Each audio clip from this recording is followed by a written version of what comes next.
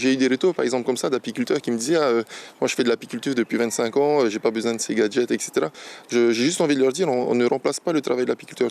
Récompensée plusieurs fois ces derniers mois pour la qualité de ses miels, Louise possède plus d'une centaine de ruches dans tous les coins de Tahiti. Et elle a compris tout de suite les avantages apportés par ces nouvelles technologies.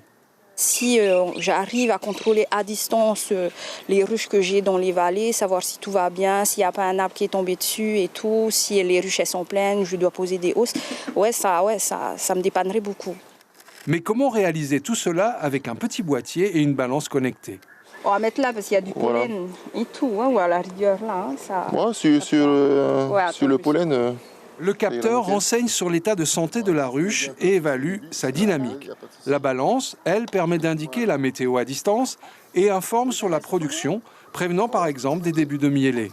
Les colonies ne démarrent pas forcément toutes au même moment.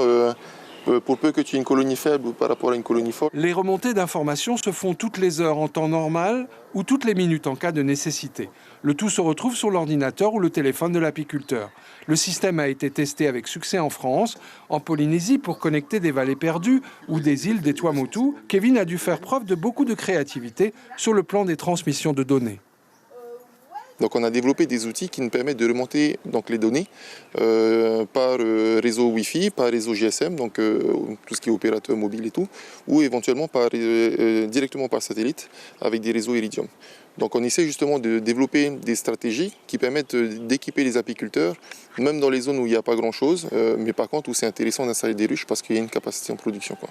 En plus du suivi en temps réel de ces ruches, l'apiculteur trouvera quantité de textes, de références ou d'informations dont il peut avoir besoin. Possédant lui-même des ruches, Kevin travaille sur les systèmes de capteurs depuis des années. Remarqué pour les solutions technologiques innovantes qu'il propose, il sera l'un des acteurs mis à l'honneur lors du festival digital qui débute mercredi à la présidence de Polynésie française.